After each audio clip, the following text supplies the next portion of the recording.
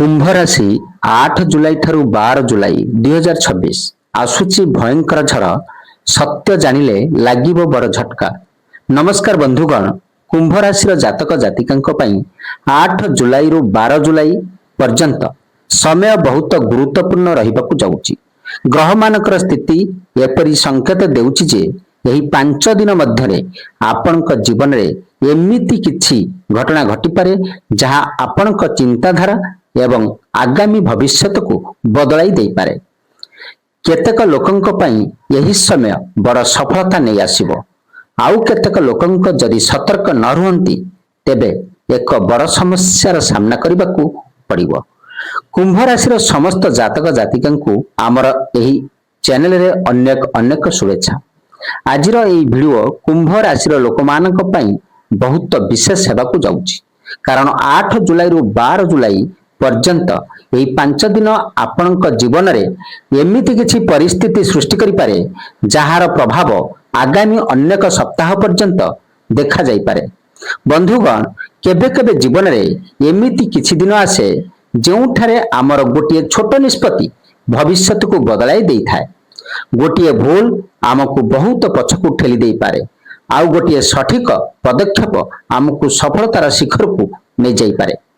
यही कारण आज वीडियो को आपण शेष पर्यंत निश्चय देखंतु, कारण यही वीडियो रे आमे जानिबा 8 जुलाई रु 12 जुलाई मध्यरे केउं ग्रहर प्रभाव सबुठारु अधिक रहिबो, केउं भूल कुंभ राशि लोक माने केबे करिबा उचित नुही, केउं लोकंक ऊपर भरोसा करिवे एवं काहाठारु दूरे रहिबे, एवं शेष रे जानिबे एक सरल उपाय जहा आपनक मन को शांत रखिबारे सहाय्य करि पारे। बंधुगण, कुंभ राशि लोक मानकर गोटिए बड़ विशेषत्व हेउची सेमाने बाहरु बहुत शक्तिशाली देखा जानती, किंतु भीतरु अत्यंत संवेदनशील होइथांती। आपण निजर दुख काहाकू सहजरे कहंती नाही, निज परिवारर खुशी पई अनेक त्याग करंती, अनेक समय रे निजर इच्छा को दबाई अन्य मानकर स्वप्न पूरण करबाकू चेष्टा करिथांती। किंतु सबुठारु बड़ दुखर कथा हेउची जेउ लोक मानक पई आपण एते किछि करंती सेमाने सबु बेले आपनकर मूल्य बुझंती नाही। यही कारणरो बहुत समय रे आपनकर हृदय भांगी जाई थाए। आपण भाबंती मु समस्तंक पई भल कली, तथापि मो सहित एमिति काहे केला। जदि आपनक सहित मध्य एपरि हेउची तेबे कमेंट रे निश्चय लिखंतु जय शनिदेव। बंधुगण, यही 5 दिन मध्यरे ग्रह मानकर स्थिति आपण को गोटिए बड़ शिक्षा देबाकू जाउची।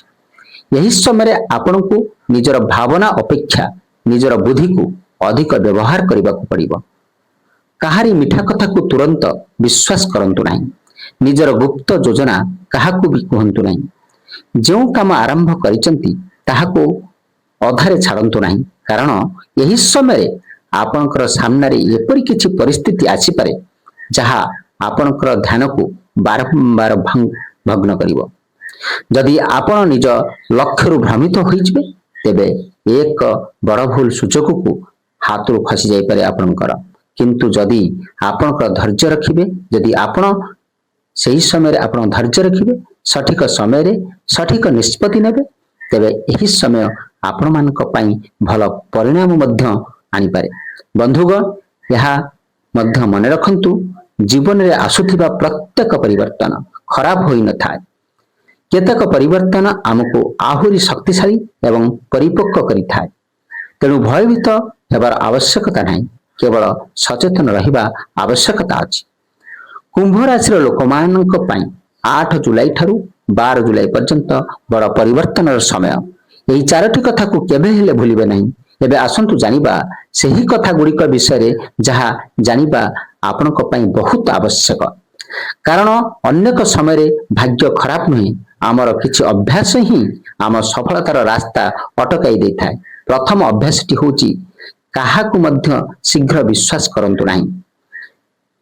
कुंभ राशि लोकमानकर सबुठारु बड़ गुण हेउची सेमाने सफा हृदयर होइथांती, किंतु यही गुण अनेक समय रे सेमानकर सबुठारु बड़ दुर्बलता मध्य होई जाई थाए। जदि केही आपनक सहित भल व्यवहार करिदेले, दुटी मिठा कथा कहिदेले, आपण संगे संगे ताकू निजर लोक भाबी ବୋଲି ଭାବି ନିଅନ୍ତି।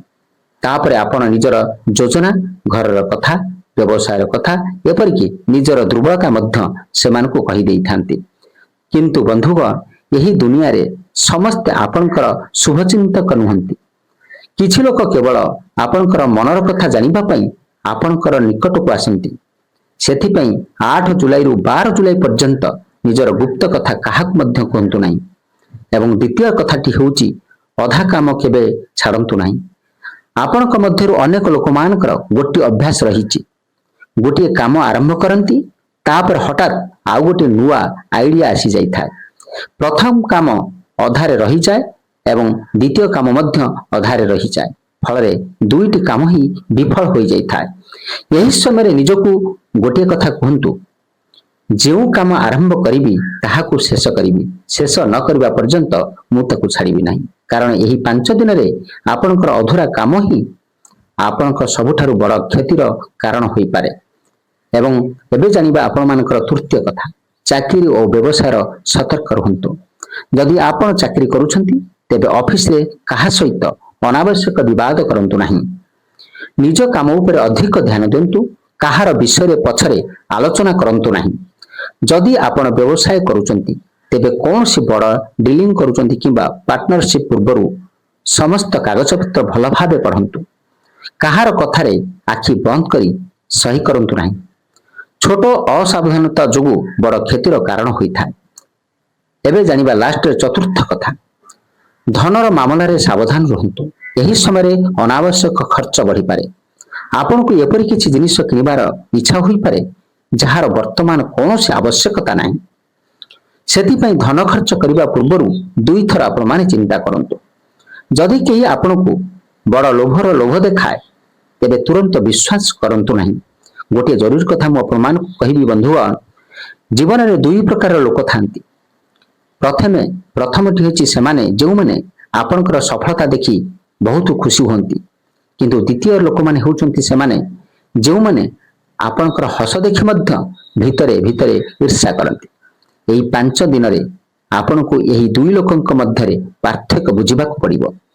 କାରଣ ପ୍ରତ୍ୟେକ ହସୁଥିବା ମୁହଁ ଆପଣଙ୍କ ନିଜର ନୁହେଁ ବା ଆପଣଙ୍କର ନିଜର ନୁହେଁ। ଏବେ ଆସନ୍ତୁ ଜାଣିବା ଗୁପ୍ତ ଶତ୍ରୁଙ୍କର ଚାଲ ଏବଂ ଆପଣମାନଙ୍କର ଯେଉଁ ଓଭର ଥିଙ୍କିଂ ରହିଛି ତା ସମ୍ପର୍କରେ କଣ ସବୁ ବଡ଼ ପରିବର୍ତ୍ତନ ଘଟୁଛି। ବନ୍ଧୁଗଣ, ତେବେ ଆପଣ ବୁଝି ସାରିଥିବେ ଯେ ଏହି ସମୟରେ ସତର୍କତା ହିଁ ଆପଣଙ୍କର ସବୁଠାରୁ ବଡ଼ ଶକ୍ତି ହୋଇଥାଏ। ଏବେ ଆସନ୍ତୁ ଜାଣିବା ସେହି କଥା ଗୁଡ଼ିକ ବିଷୟରେ ଯାହାକୁ ଅଧିକାଂଶ କୁମ୍ଭ ରାଶିର ଲୋକ ଅଣଦେଖା କରିଥାନ୍ତି। ଆଉ ପରେ ସେହି ଛୋଟ ଛୋଟ ଭୁଲ ବଡ଼ ସମସ୍ୟାର ରୂପ ନେଇଥାଏ। ଓଭର ଥିଙ୍କିଂ ଆପଣଙ୍କର ସବୁଠାରୁ ବଡ଼ ଶତ୍ରୁ ହୋଇପାରେ। କୁମ୍ଭ ରାଶିର ଲୋକମାନେ କୌଣସି କାମ କରିବା ପୂର୍ବରୁ ବହୁତ ଭାବନ୍ତି। ଏହା ଭଲ ଅଭ୍ୟାସ, କିନ୍ତୁ ଯେତେବେଳେ ଏହି ଭାବିବାର ସୀମା ଅତିକ୍ରମ କରେ, ସେତେବେଳେ ଏହା ସଫଳତାର ରାସ୍ତା ବାଧା ସୃଷ୍ଟି କରେ। ଆପଣ ଭାବନ୍ତି, ଯଦି ମୁଁ ବିଫଳ ହୋଇଗଲି ଲୋକେ କଣ କହିବେ, ଆଉ ଟିକେ ଅପେକ୍ଷା କରିଦିଏ। ଏହିପରି ଭାବି ଭାବି ଭଲ ସୁଯୋଗ ହାତରୁ ଖସିଯାଏ। ମନେ ରଖନ୍ତୁ ବନ୍ଧୁଗଣ, ଠିକ୍ ସମୟରେ ନିଆଯାଇଥିବା ଛୋଟ ପଦକ୍ଷେପ ବିଳମ୍ବରେ ନିଆଯାଇଥିବା ବଡ଼ ପଦକ୍ଷେପ ଠାରୁ ଅଧିକ ମୂଲ୍ୟବାନ ହୋଇଥାଏ। ଗୁପ୍ତ ଶତ୍ରୁଙ୍କ ଠାରୁ କିପରି ସାବଧାନ।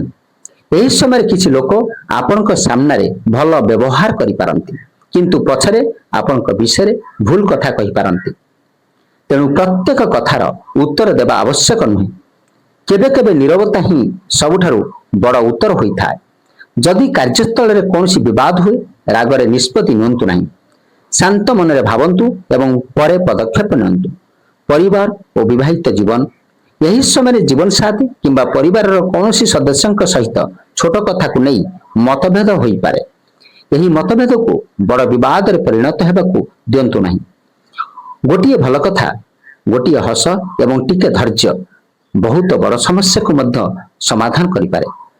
ଯଦି ଆପଣ ପ୍ରେମ ସମ୍ପର୍କରେ ଅଛନ୍ତି, ତେବେ ସନ୍ଦେହକୁ ବଢ଼ିବାକୁ ଦିଅନ୍ତୁ ନାହିଁ। କୌଣସି କଥା ଶୁଣି ତୁରନ୍ତ ନିଷ୍କର୍ଷରେ ପହଞ୍ଚନ୍ତୁ ନାହିଁ। ସ୍ୱାସ୍ଥ୍ୟକୁ ଅବହେଳା କରନ୍ତୁ ନାହିଁ। ଏହି କିଛି ଦିନ ମଧ୍ୟରେ ଅଧିକ ଚିନ୍ତା ଏବଂ ଅନିୟମିତତା, ଖାଦ୍ୟ ପାନୀୟ ଏବଂ କମ୍ ନିଦ ଆପଣଙ୍କ ଶରୀର ଉପରେ ପ୍ରଭାବ ପକାଇପାରେ। ସେଥିପାଇଁ ସମୟରେ ଶୋଇବାକୁ ଚେଷ୍ଟା କରନ୍ତୁ। ପ୍ରଚୁର ପାଣି ପିଅନ୍ତୁ। ରାଗ ଏବଂ ଚିନ୍ତାକୁ କମ୍ କରନ୍ତୁ। ପ୍ରତିଦିନ କିଛି ସମୟ ପ୍ରାର୍ଥନା କିମ୍ବା ଧ୍ୟାନ ପାଇଁ ବାହାର କରନ୍ତୁ। ମାନସିକ ଶାନ୍ତି ହିଁ ଏହି ସମୟରେ ଆପଣଙ୍କର ସବୁଠାରୁ ବଡ଼ ସମ୍ପଦ ହେବ। ଆତ୍ମବିଶ୍ୱାସ ହରାନ୍ତୁ ନାହିଁ। ବନ୍ଧୁକ ଜୀବନରେ ପ୍ରତ୍ୟେକ ଝଡ଼ କିଛି ନା କିଛି ଶିଖାଇ ଯାଇଥାଏ। ଯଦି ଆପଣ ନିଜ ଉପରେ ବିଶ୍ୱାସ ରଖିବେ ତେବେ କୌଣସି ପରିସ୍ଥିତି ଆପଣଙ୍କୁ ଦୁର୍ବଳ କରିପାରିବ ନାହିଁ। ସବୁବେଳେ ମନେ ରଖନ୍ତୁ, ଯିଏ ନିଜ ମନକୁ ଜିତିପାରେ ସେ ଜୀବନର ସବୁଠାରୁ ବଡ଼ ଯୁଦ୍ଧକୁ ମଧ୍ୟ ଜିତିପାରେ। ସେଥିପାଇଁ ଭୟ ନୁହେଁ, ସାହସର ସହିତ ଆଗକୁ ବଢନ୍ତୁ। ଏବେ ଜାଣନ୍ତୁ, କୁମ୍ଭ ରାଶିର ବ୍ୟକ୍ତିମାନେ ଏହି ଉପାୟ କରନ୍ତୁ, ବଡ଼ ସମସ୍ୟାରୁ ଆପଣମାନେ ରକ୍ଷା ପାଇପାରିବେ। ବନ୍ଧୁଗଣ, ଯଦି ଆପଣ ଏ ପର୍ଯ୍ୟନ୍ତ ଭିଡିଓକୁ ଦେଖୁଛନ୍ତି ତେବେ ଆପଣ ବୁଝି ସାରିଥିବେ ଯେ 8 ଜୁଲାଇରୁ 12 ଜୁଲାଇ ପର୍ଯ୍ୟନ୍ତ ସମୟରେ ସଚେତନ ରୁହନ୍ତୁ, ଧୈର୍ଯ୍ୟ ରଖନ୍ତୁ ଏବଂ ସଠିକ ନିଷ୍ପତ୍ତି ଆପଣଙ୍କର ସବୁଠାରୁ ବଡ଼ ଶକ୍ତି ହେବ। ଏହା ଜାଣିବା ପାଇଁ କିଛି ସରଳ ଉପାୟ କିନ୍ତୁ ଉପଯୋଗୀ କଥା, ଯାହା ଏହି ସମୟରେ ଆପଣମାନଙ୍କୁ ମାନସିକ ଭାବେ ଦୃଢ଼ ରହିବାରେ ସାହାଯ୍ୟ କରିପାରେ। ପ୍ରଥମ କଥାଟି ହେଉଛି, ପ୍ରତ୍ୟେକ ସକାଳୁ ସକାରାତ୍ମକ ଭାବରେ ଆରମ୍ଭ କରନ୍ତୁ। ସକାଳେ ଉଠିବା ପରେ କିଛି ମିନିଟ ଶାନ୍ତ ହୋଇ ବସନ୍ତୁ ଏବଂ ନିଜ ମନକୁ ଗୋଟିଏ କଥା କୁହନ୍ତୁ, ଆଜିର ଦିନ ମୋ ପାଇଁ ଭଲ ହେବ, ମୁଁ ସଠିକ ନିଷ୍ପତ୍ତି ନେବି ଏବଂ ନିଜ ଲକ୍ଷ୍ୟ ଆଡ଼କୁ ଆଗେଇବି। ଏହି ଛୋଟ ଅଭ୍ୟାସ ଆପଣଙ୍କର ଆତ୍ମବିଶ୍ୱାସକୁ ବଢ଼ାଇପାରେ। ଏବଂ ଦ୍ୱିତୀୟ କଥାଟି ହେଉଛି, ବନ୍ଧୁଗଣ, ସମୟର ସଦୁପଯୋଗ କରନ୍ତୁ। ଆଜି କରିବାକୁ ଥିବା କାମକୁ କାଲି ପାଇଁ ଛାଡ଼ନ୍ତୁ ନାହିଁ। ଯେଉଁ ସୁଯୋଗ ଆଜି ମିଳିଛି ତାହାକୁ ହାତଛଡ଼ା କରନ୍ତୁ ନାହିଁ। ସମୟ କାହା ପାଇଁ ଅପେକ୍ଷା କରେ ନାହିଁ। ଯିଏ ସମୟର ମୂଲ୍ୟ ବୁଝେ ସେହି ବ୍ୟକ୍ତି ସଫଳତାର ସ୍ୱାଦ ଚାଖିଥାଏ। ଏବଂ ତୃତୀୟ କଥାଟି ହେଉଛି, ସଠିକ ଲୋକଙ୍କ ସହିତ ରୁହନ୍ତୁ। ଏମିତି ଲୋକଙ୍କ ସହିତ ରୁହନ୍ତୁ ଯେଉଁମାନେ ଆପଣଙ୍କର ଭୁଲ ହେଲେ ଆପଣଙ୍କୁ ବୁଝାନ୍ତି, ଯେଉଁମାନେ ସଫଳତାର ଆପଣଙ୍କୁ ଅଭିନନ୍ଦନ ଦିଅନ୍ତି ଏବଂ ଅସଫଳତାର ସାହସ ଦିଅନ୍ତି। ଯେଉଁ ଲୋକମାନେ ସବୁବେଳେ ନକାରାତ୍ମକ କଥା କୁହନ୍ତି ସେମାନଙ୍କ ଠାରୁ ଟିକେ ଦୂରରେ ରହିବା ସବୁଠାରୁ ଭଲ ହେବ। ଚତୁର୍ଥ କଥା ହେଉଛି, ନିଜ ଉପରେ ବିଶ୍ୱାସ ରଖନ୍ତୁ। ବନ୍ଧୁଗଣ, ଅନେକ ସମୟରେ ଆମେ ନିଜେ ନିଜର କ୍ଷମତାକୁ କମ ବୋଲି ଭାବିଥାଉ, କିନ୍ତୁ ମନେ ରଖନ୍ତୁ ବନ୍ଧୁଗଣ, ଆପଣ ଯେତେ ଶକ୍ତିଶାଳୀ ସେତେ ଆପଣ ନିଜେ ମଧ୍ୟ ଜାଣିନାହାନ୍ତି। ଯେତେବେଳେ ଆପଣ ନିଜ ଉପରେ ବିଶ୍ୱାସ କରିବେ ସେତେବେଳେ ବଡ଼ରୁ ବଡ଼ ବାଧା ମଧ୍ୟ ଛୋଟ ଲାଗିବ। ଏବଂ ମୁଁ ଆପଣମାନଙ୍କୁ ଶେଷ ସନ୍ଦେଶ ଦେବାକୁ ଚାହୁଁଛି, ବନ୍ଧୁଗଣ, ଜ୍ୟୋତିଷ ଆମକୁ ସମ୍ଭାବନା ଏବଂ ସତର୍କତାର ସଂକେତ ଦେଇଥାଏ, କିନ୍ତୁ ଆମର ଜୀବନକୁ ଗଢ଼ିଥାଏ ଆମର କର୍ମ ଓ ନିଷ୍ପତ୍ତି ଓ ପରିଶ୍ରମ। ତେଣୁ ଭୟଭୀତ ନ ହୋଇ ସଚେତନ ରୁହନ୍ତୁ, ସକାରାତ୍ମକ ଚିନ୍ତା କରନ୍ତୁ ଏବଂ ନିଜ ଲକ୍ଷ୍ୟ ଦିଗରେ ଆଗେଇ ଚାଲନ୍ତୁ। ଆଶା କରୁଛି ଏହି ଭିଡ଼ିଓ ଆପଣମାନଙ୍କୁ ବହୁତ ଭଲ ଲାଗିଥିବ। ଯଦି ଆପଣମାନଙ୍କୁ ଏହି ଭିଡ଼ିଓ ଭଲ ଲାଗିଥାଏ ତେବେ ଭିଡ଼ିଓକୁ ନିଶ୍ଚିତ ଭାବରେ ଲାଇକ୍ କରନ୍ତୁ ଏବଂ ସାଙ୍ଗସାଥୀମାନଙ୍କୁ ନିଶ୍ଚିତ ଭାବରେ ସେୟାର କରନ୍ତୁ ଏବଂ ଆମ ଚ୍ୟାନେଲକୁ ସବସ୍କ୍ରାଇବ୍ କରି ରଖନ୍ତୁ ଏବଂ କମେଣ୍ଟରେ ନିଶ୍ଚୟ ଲେଖନ୍ତୁ, ଜୟ ଶନିଦେବ। ଭଗବାନ ଶନିଦେବଙ୍କ କୃପା ଆପଣଙ୍କ ଏବଂ ଆପଣଙ୍କ ପରିବାର ଉପରେ ସଦା ରହୁ। ଧନ୍ୟବାଦ। ଜୟ ଜଗନ୍ନାଥ।